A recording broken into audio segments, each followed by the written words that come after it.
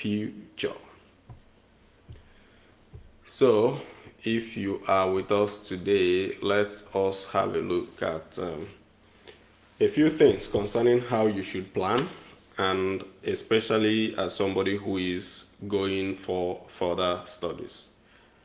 You know, people ask a lot of questions about scholarships. You hear questions like, what do I need to do in order to win scholarships? You hear questions like, can I win a scholarship? You hear questions like, how do I do this? How do I do that? How do I go about this one, about that one, and a whole lot of that. What I want to do today is to take some time to walk us through some practical steps that can actually help anybody through a scholarship. And it's not just about scholarships, it's also something that should help anybody through life in general.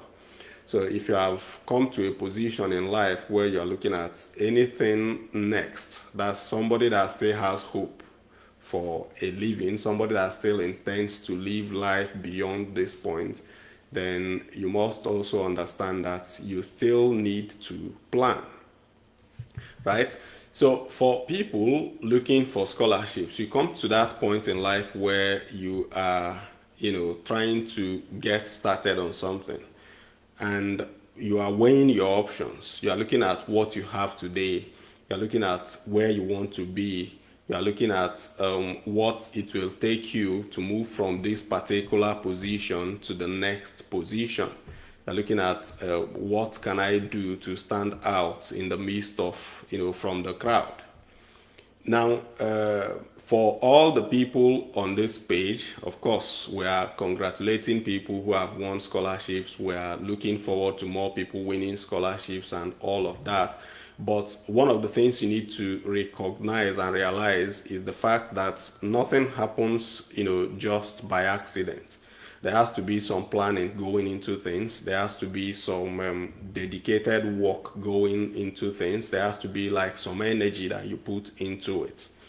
Now, if you have traveled outside of the country on, personal funding, or you have funded your studies through your education in your home country, then you want to consider the options you have ahead of you.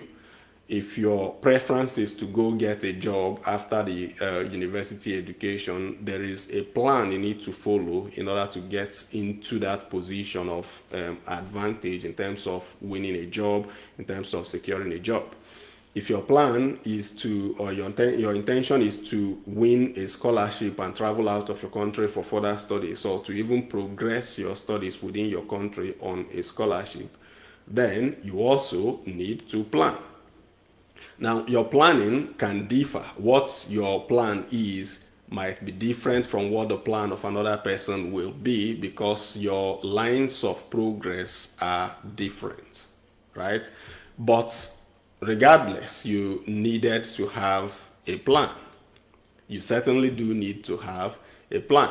Now, let's begin to look at it from, take it one after the other. Imagine that somebody is a student. You are working on a particular project in a particular institution.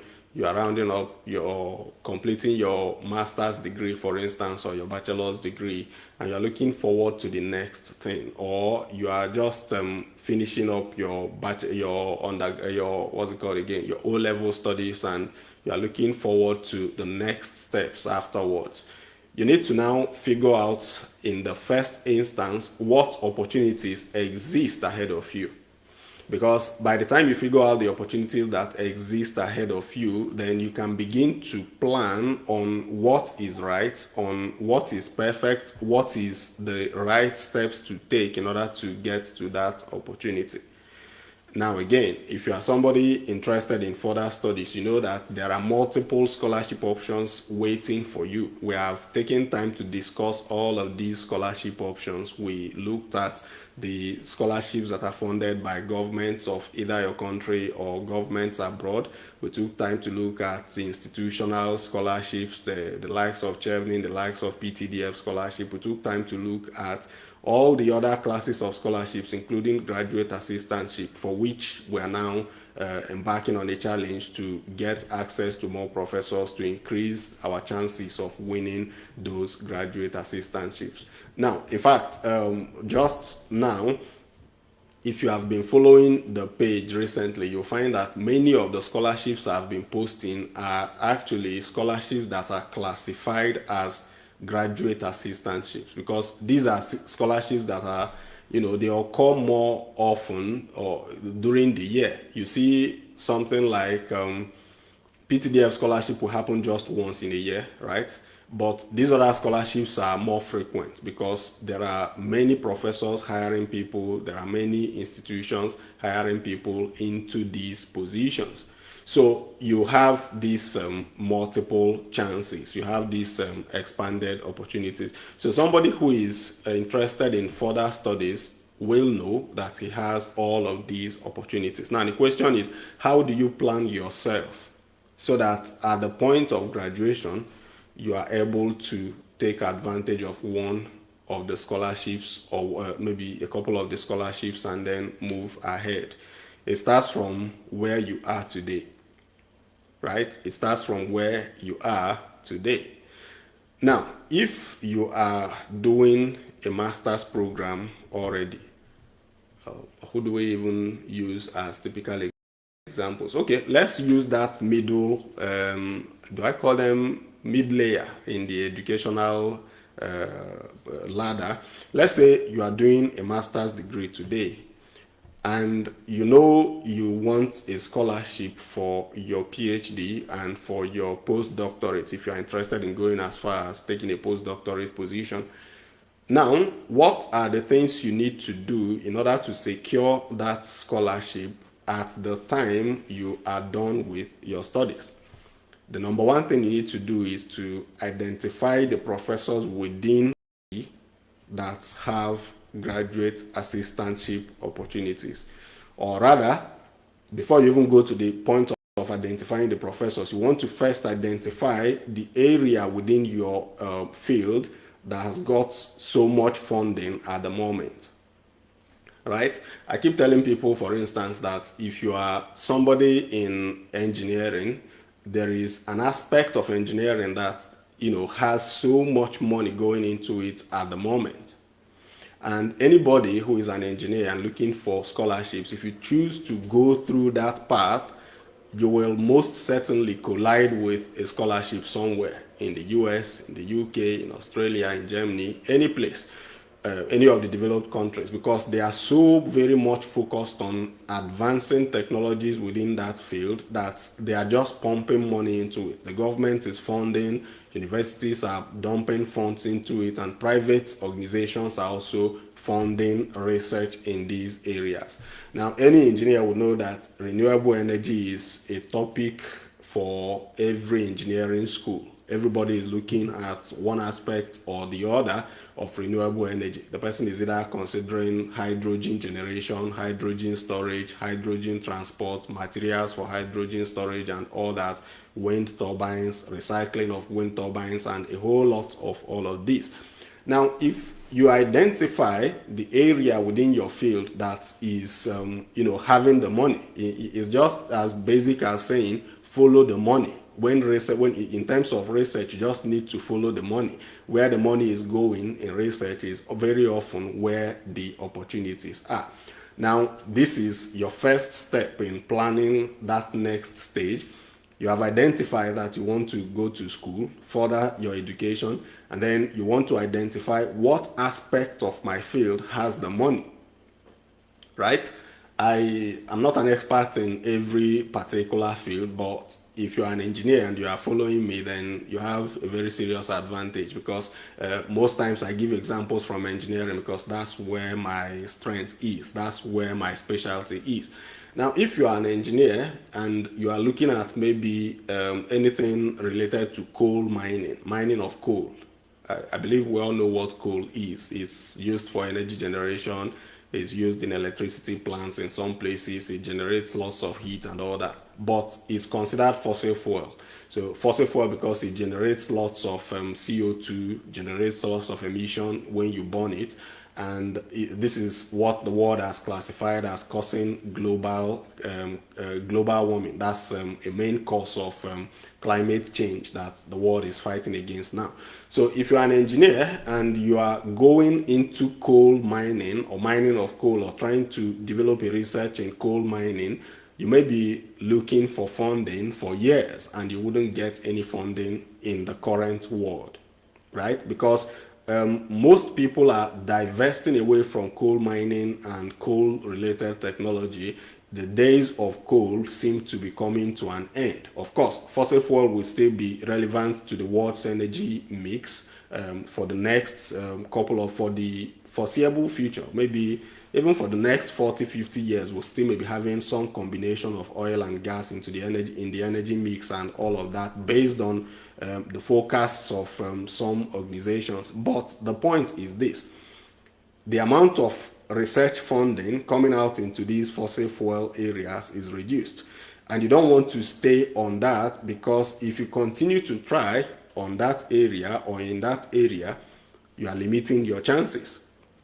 Now, a very smart engineer would just switch a little bit into something that is of a more general value and something that has lots of money going into it. Another area that has a lot of money going into it is the AI, the robotics, the machine learning, the artificial intelligence, and all that. And again, these two areas, whether it's renewable energy or whether it's the AI and the machine learning or the computing and all of that, they're actually not even very discriminatory in terms of who gets into it, right?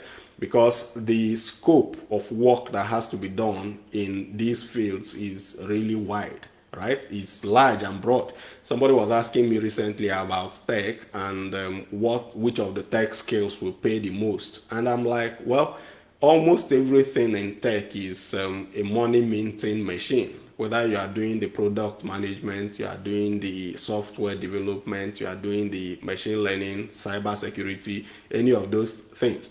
And your background very often does not even really limit you from going into any of this. And this is another area where a lot of money is going into in the world at the moment. So lots of money pouring into tech, lots of money pouring into renewable energy, and lots of money pouring into different other sectors of different fields and different areas of study. So you just need to identify your own field, your own area of study, what aspect of it, what particular research topic in this your area has most of the money at this point. And once you're able to identify that area, then you have started on a very good note. Then, if you're already abroad and studying in any of these institutions that have all this research funding, all these graduate assistantships and all that, what you need to do is just simple. Within your faculty and within your school, if they call it school,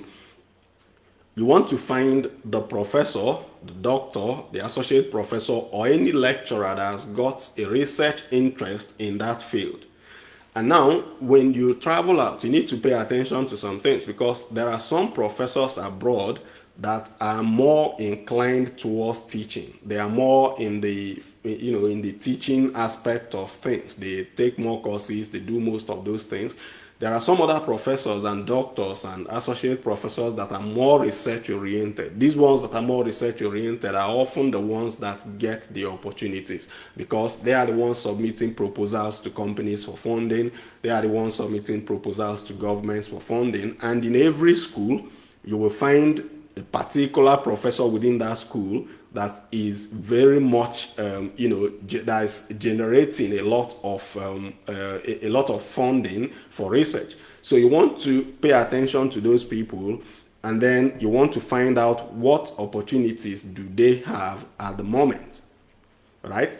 And just follow the line of thought. So you have identified the area that has the funding, has the money, and then you now identify a professor either in your school or in one other school that has that kind of that is interested in that particular area, and this is the person you want to align with. You want to get close to this person. You want to get in touch with that person. You want to start building a rapport and a very good relationship with the person. The reason you are building this relationship is because there is a target in the end. That's your plan. That's your game plan that you've come with. And if you play this game appropriately, play the game very well, and there is an opportunity at the end, there is just no way you will not be able to secure yourself a scholarship. Now, and some persons will be like, but I am somewhere in the Asian continent, I'm somewhere in Africa, I'm somewhere in South America, I'm somewhere, just any part of the world. How do I take advantage of this kind of planning? Now, back in the days when I was still in Russia, I knew a professor in University of Alberta in Canada who was doing something similar to what I was doing, or who had a research interest in the area I was planning to go into at the time. And then we started conversations very early at the point. Of course, unfortunately, at the point when I was done, the man did not have any particular funding, but he was very much committed to I should come over, and then when I come over, something come up in between the time of my resumption and graduation, and then he will be very much willing to consider me for it. So you can be in Ghana, you can be in South Africa, you can be in Nigeria, in Botswana, you can be in Sierra Leone, Gambia, any place. And if you follow this game plan, if there is no professor within your school, in your country that has these opportunities, look out for professors in all the other countries you want to go to. We have already discussed that we all need to identify five schools in 5 different countries of the world that we are interested in going to. So find any of those professors and then start a conversation with them, right? One of the ways you can very much easily start a conversation with a professor is go take up the person's research work, read through that research work, and then ask him a question about that research work, right? And most professors I know, and most authors of books and authors of research articles that I know will very much willingly respond to any question you're asking them about their research work, because for them it is an opportunity to expand, the level of knowledge that has been passed through that research. You start up there, and then the person can always relate with you, engage with you, and then progress the conversation going forward. But if you fold your hands and just concentrate on what you are doing at the moment without looking at the future, then you most likely will not be in the best state to grab one of those opportunities when they come. So you want to get yourself ready, you want to get yourself aligned by identifying the opportunity, identifying the field that has the money, identifying the professors that have that funding. Now, in addition to professors that have funding, you can also apply sometimes directly to institutions. There are, in some countries, you have institutions that are research oriented. They are dedicated to, progressing research in those countries, and they have all this funding that is going into the areas of their interest. When you find those kind of people, you want to start applying through them. Now, this is for people who are looking for scholarships. Of course, you may also want to identify the fact that most of these people have a minimum requirement that they desire in their students, and then you want to work towards that minimum requirement. Now, let's look at those that are looking for jobs. And this is very important for all the people who are already abroad as foreign students, and very important to all the people who are planning to come abroad as foreign students, as well as important for all the people who are about to graduate from their individual countries. Now, there was a time I had a chat with someone here in the UK, and I was asking the person to the question was more around, do you know any company in your city that is practicing what you studied in school? Like, do you know any company within the city you are living that's practicing what you are studying? Where can you apply this knowledge that you are gaining today, right? So you are studying, like, say, psychology, you are studying philosophy, you are studying maths, you are studying physics, engineering, anything, education, chemistry, physics, any of the things you are studying. do you know any company within your area that has that where you can practice that stuff that you are studying? If you have not come to the point of identifying the schools, the institutions and the organizations, the companies where you can apply the knowledge you are gaining in school, then you are not doing yourself so much good. Of course, for doctors, there will always be hospitals around where the doctors will go to practice and all of that. But for those who are in engineering and all these other courses, in architecture, in say management courses, in any of the things, if you are in any of those courses and you are studying it, you want to, as quickly as possible, identify the companies within your area that are practicing these things you are studying. The reason you want to do it as early as possible is because you want to think of life in as somebody who knows networking, somebody who understands networking and the power of networks. So by the time you identify these companies, what should be your next step? You're either looking for an entry into the company as somebody who wants to do an internship, or you're looking for an entry into the company as somebody who wants to, come in as a graduate. Now, I think the last time when we had the live interaction, I mentioned I was going for an event. It was an event by the Society of Petroleum Engineers in Aberdeen here. I went there and, somebody came there to make a presentation on a topic that is directly related to my PhD, and I had to go there. The reason I went there is not because it's not just to go there just to participate in it, but to start building a network with people who are already in industry practice of what I am doing, right? And then I met a young man there from Nigeria who he used to study in my school. He was doing a master's degree in my university, and he had an internship opportunity in that company. Now, the reason he came to that place that day was because he wanted to meet the guy who was to present, because the presenter was his former supervisor during his internship. Now, how do all these things link up? He has got a job in one other company that is actually planning to sponsor his visa and all that, but still he knows that he can find a a re-entry into that company through this particular man, and then he can find a re-entry into that team through this particular group of people. Now, how did he get the job that he's doing at the moment that is planning to sponsor his visa? It may probably have been impossible for him to get that job, or more difficult for him to get that job, if he had not gone through that internship.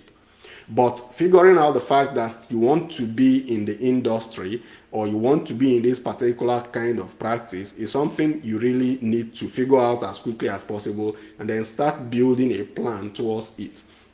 Now, for all the people who are studying education, I call you people a lot because somehow I've got a background in education. Somehow within my family we have people who are in education and all that. So I have like a good level of understanding about life as an educator and life as a teacher.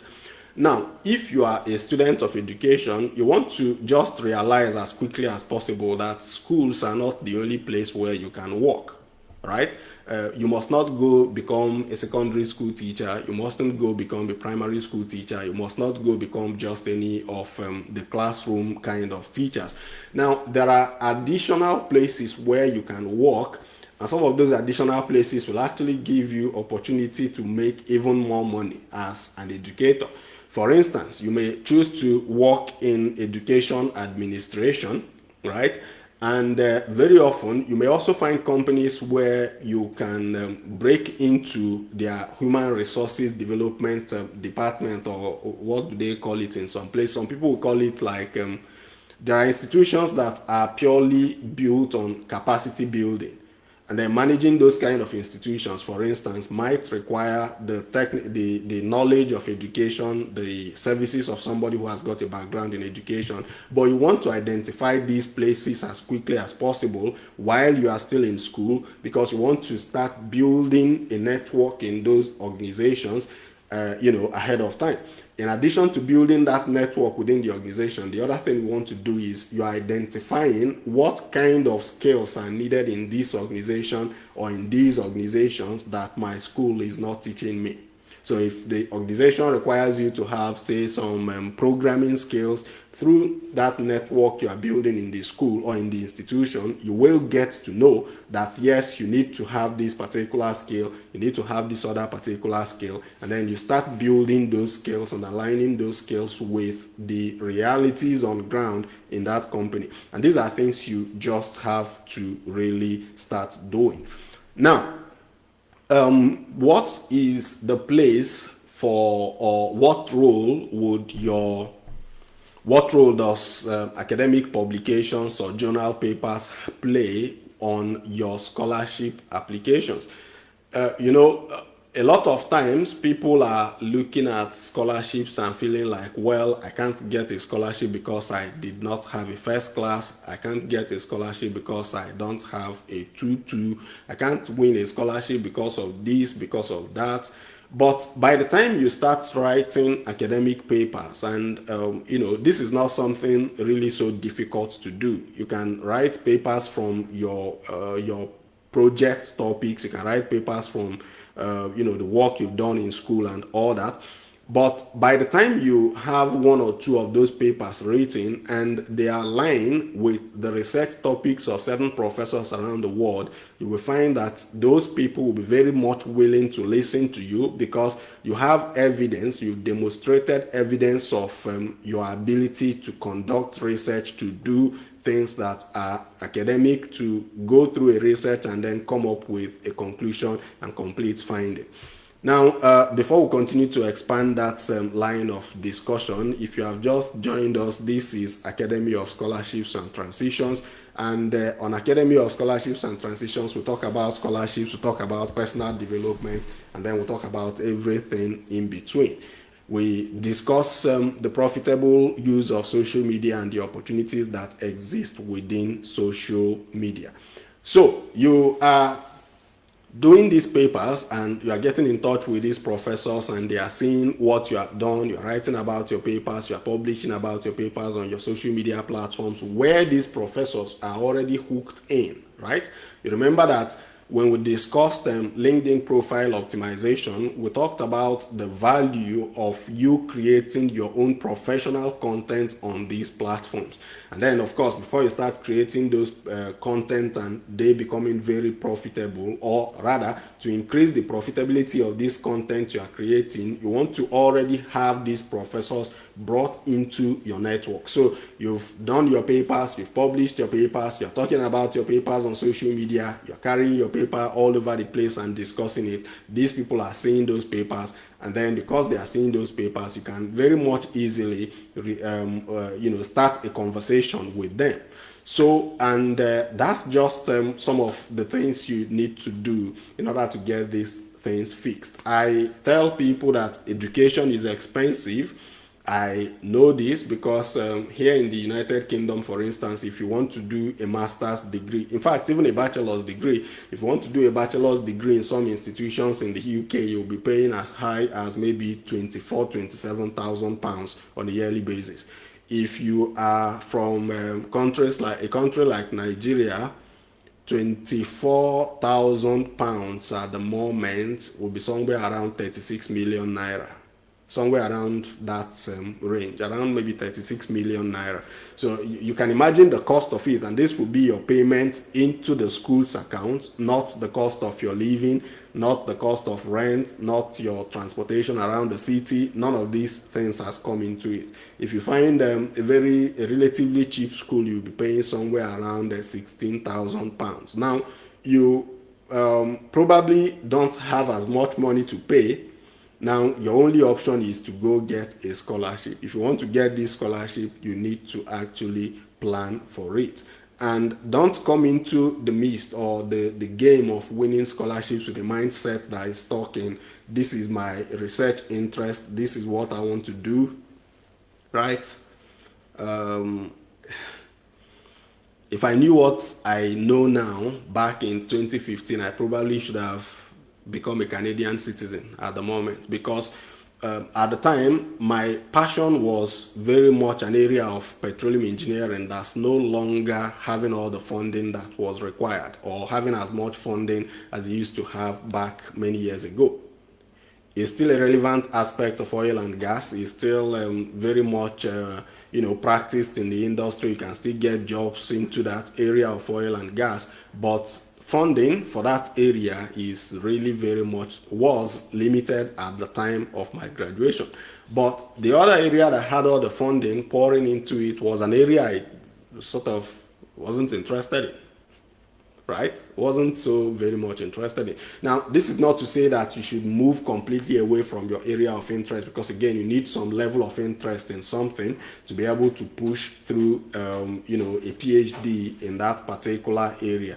You need some extent of interest in something to be able to like go through a PhD in it. If you don't have any of those interests at all, you may not want to go into it. But as somebody who is interested in oil and gas in general, I should be able to like move around within the space of oil and gas, depending on the area of the field that's having the money. I should naturally be able to like adapt into any of those. I wasn't willing to do it, and then you shouldn't be as unwilling to do it as I was, because when you become relatively more flexible on your choices in terms of as a scholarship seeker, you find that you have more options, and then your chances of winning a scholarship, it becomes really very much increased. Now, this is Academy of Scholarships and Transitions. I don't know who has got any questions, but the first comment on this video is asking for questions. If you have any questions, please just drop your questions in the comment section. Let me just answer them on the go. Now, if you are following us or if you've never followed us and you come across our video, I request you follow. Not because for two things, because if you follow, it increases the reach of the page, but ultimately you will gain the kind of knowledge you wouldn't find on most other platforms when you join us. So just make the choice to hit the follow button. If you have also not subscribed to our YouTube channel, you are not doing us much good, and you are not doing yourself also much good. Kindly find us on YouTube, Academy of Scholarships and Transitions, and then subscribe. There is a whole lot planned out for the future. There's a whole lot planned out for this year, and we will work to get to where we are going. So planning is key. You will have to go conduct lots of planning on all the things you do in life, and then you will have to like don't live life randomly. Don't think of life as a hit and run, as random successes and all that. Life should be planned out, and when you have this continuous when you have a plan and then you are working on the plan, you are able to like achieve sustainable success. And by the way, people are winning these scholarships, people are getting these jobs, even in your own country, regardless of the level of corruption. And there's not everybody who gets a job in a corrupt country not everybody who gets a job in a corrupt country got it through a corrupt practice, right? So if you do the right thing, follow these steps, identify these companies. It's amazing that somebody will be spending so much money in school, right? Spending millions of naira in school, but does not know any company within the vicinity of his locality that is practicing what he studies, or where he or she can practice what he or she is studying in school. Now, you may even not blame the person completely just for not knowing, but the person does not know any company within that locality and does not know any company outside that locality. So the question is, what do you eventually want to do with the certificate? Why are you spending all that money in the school? Somebody is wanting a scholarship but does not know any professor or does not know any organization that is offering scholarships in that particular space. You don't even know where the money is going into in your own field. But the point, the question becomes, how exactly do you want to achieve these dreams? This is Academy of Scholarships and Transitions. We'll talk about these kind of things, and we'll point out these areas that you really need to be paying attention to. So please do us some good. Hit the share button on this video, and then let's know what questions you have on the comment section. If you have any questions, please drop them in the comment section, and let's look at them just now. So I can see one question already. Somebody's asking, thank you, sir, for this great enlightenment. Is this is the best page to be in? Values are loaded here. Keep up the good work, sir. Okay, thank you so much. This wasn't a question. This was just an appreciation. And if anybody has got any questions, please drop your questions in the comment section. I'll hang around for the next 5 to 10 minutes and we should just be done.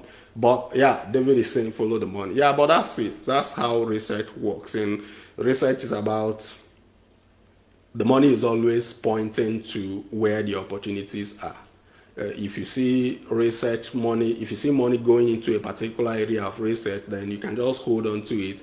The next couple of years, there will be lots of jobs on that area, especially if that money is coming from global institutions. If you look at either global institutions in terms of all these United Nations, World Health Organization, and World Bank, and all those kind of places, or global organizations like the big major oil and gas companies, or maybe the big research institutes that we have across the world.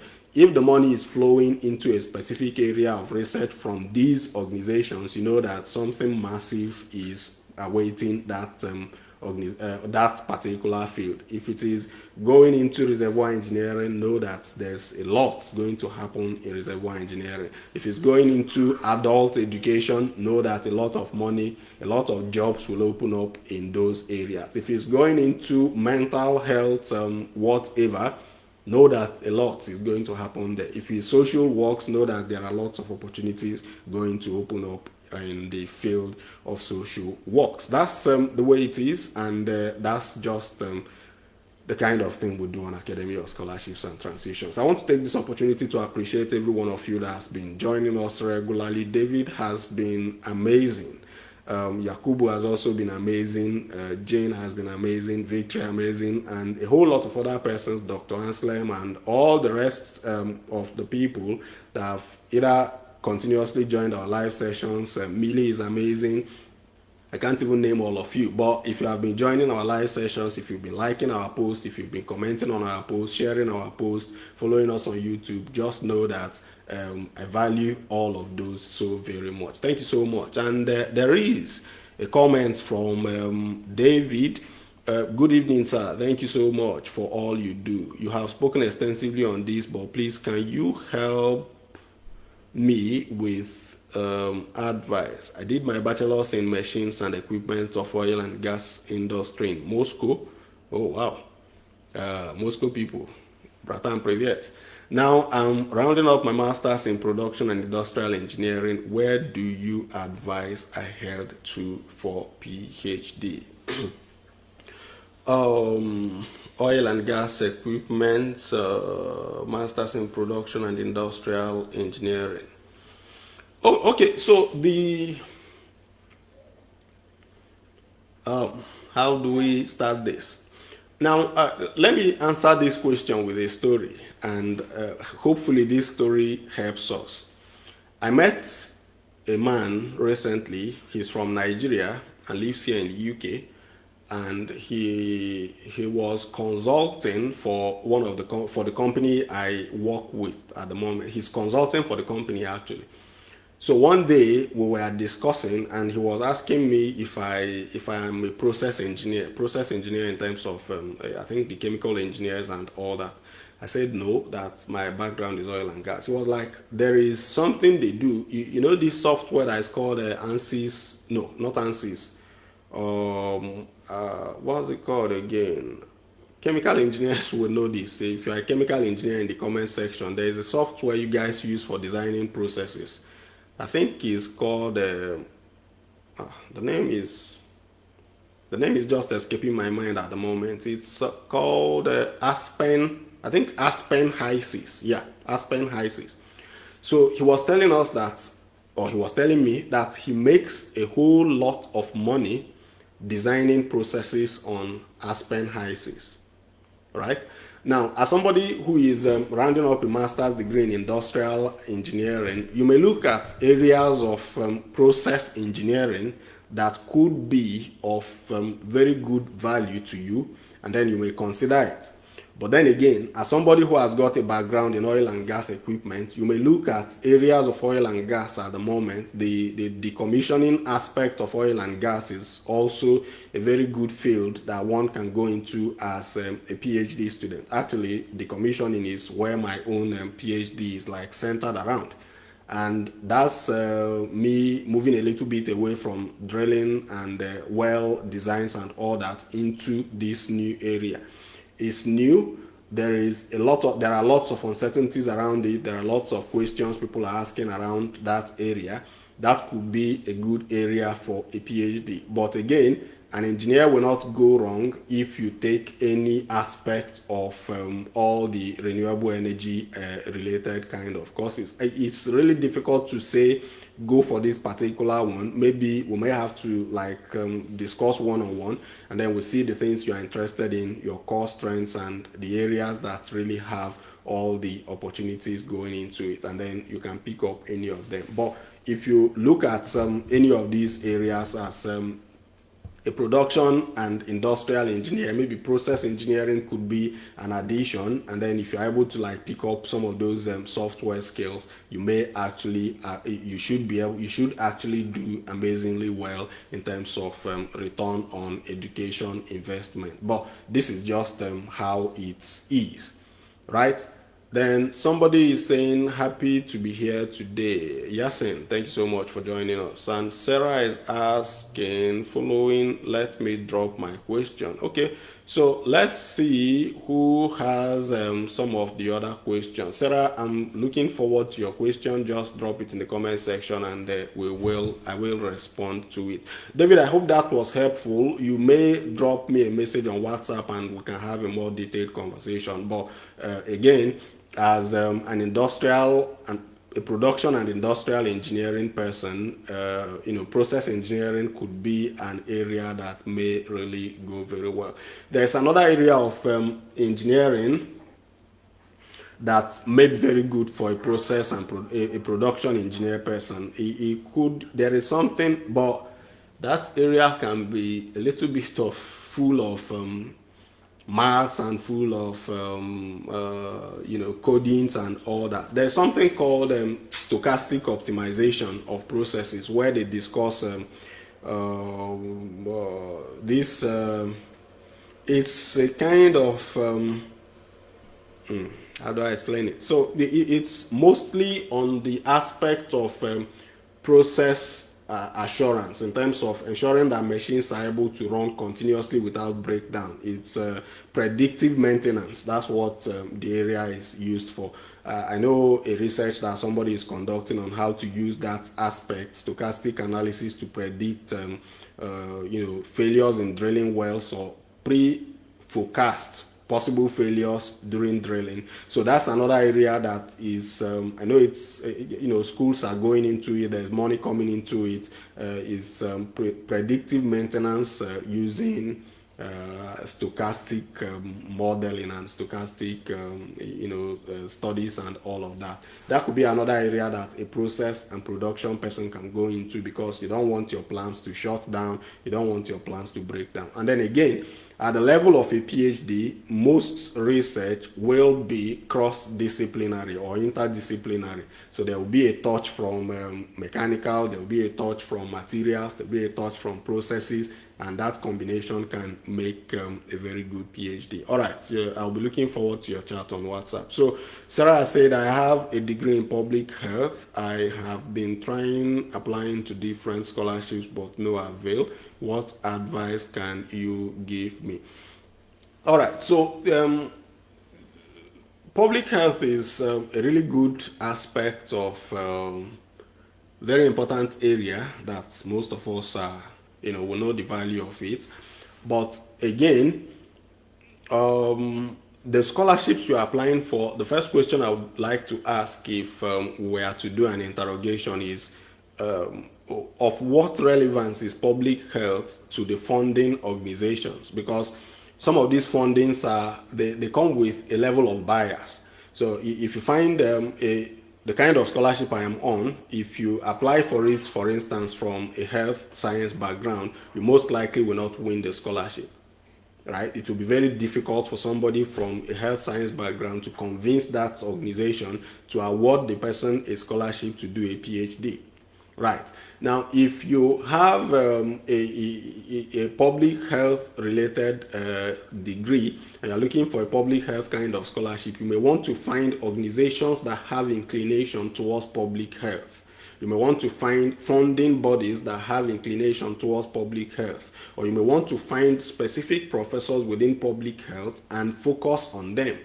Because I believe that with the pandemic and with what happened during COVID, there should be lots of funding within that public health space where people are trying to like figure out the reasons for pandemics, how to prevent them, what could have been done better, back studying the pandemic, and maybe like even forward studies of maybe the impacts of the vaccines and all of that. There should be areas within public health that is getting some money at the moment from institutions and from these organizations. So if you identify those professors who have a bias towards in favor of public health, or the organizations that are biased towards a favor of public health, those will be a very good starting point towards getting a scholarship that you will win. Then again, of course, there is the conversation around the quality of the application you are submitting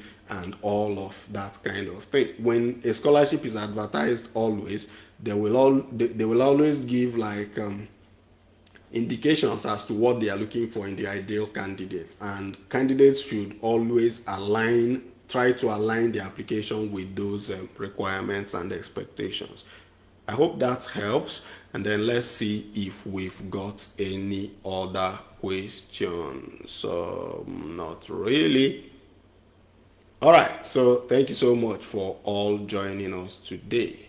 I appreciate it. This is Academy of Scholarships and Transitions, and we will see you again some other time, and really very soon. Please join us on YouTube, and if you are on TikTok, please join us on TikTok as well. Success is coming, and you just need to get ready for it. And of course, when it does come, and when you do find those success opportunities, do not get selfish with them. Spread the message, spread the love, and spread the educative content. Thank you so much for joining us today. See you again soon. Bye bye.